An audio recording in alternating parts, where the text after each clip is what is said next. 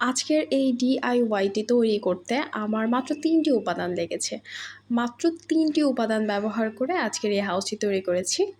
চলুন দেখে নেওয়া যাক। আসসালামু আলাইকুম, কেমন আছেন সবাই? অনেকদিন পরে একটি লং ভিডিও নিয়ে আসছি। আশা করছি ভিডিওটি না টেনে সম্পূর্ণ দেখবেন। তো এখানে হাউস তৈরি করার জন্য আমি এখানে শক্ত কাগজ নিয়ে নিয়েছি, কার্ডবোর্ড টাইপের। যে কোনো বক্সের এই ধরনের কাগজগুলো পাওয়া যায়। তো কাগজগুলো আমি আমার প্রয়োজন অনুযায়ী শেপে কেটে নিয়েছি।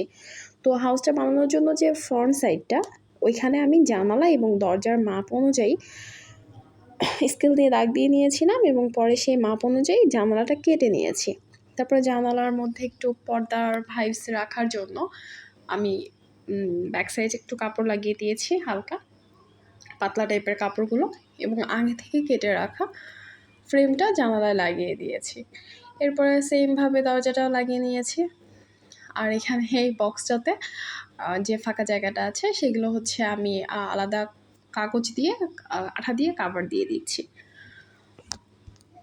তো এরপরে ফ্রন্ট সাইডটা আমি লাগিয়ে নিলাম, অ্যাটাচ করে নিলাম। অ্যাটাচ করে নেওয়ার পরে এর উপরে দেয়ালের ভাইবস আনার জন্য আগে থেকে কেটে রাখা আমার ছোট ছোট টুকরা যে কাগজগুলো ছিল সেগুলো লাগিয়ে নিচ্ছি, মানে কার্ডবোর্ডগুলো ছিল সেগুলো লাগিয়ে নিচ্ছি।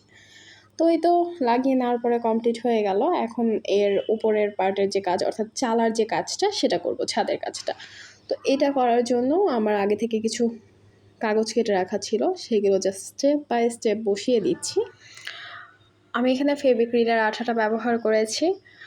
যতটা সহজে বলছি ততটা সহজে আমার কাজটা কমপ্লিট হয় না রে ভাই। আমার এই কাজটা করতে সবথেকে বেশি প্যারা খেয়েছিলাম আমার হচ্ছে গিয়ে কালার করার সময়।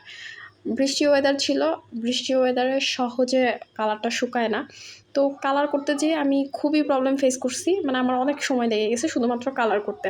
তো এখানে কালার করার জন্য সর্বপ্রথমে আমি জেসু ইউজ করেছিলাম, তারপরে আমার উপরে অন্য কালারগুলো অ্যাপ্লাই করেছি এবং ক্লের সাহায্যে আমি ঘরটাকে সামান্য একটু ডেকোরেশন করে নিয়েছি। ধন্যবাদ।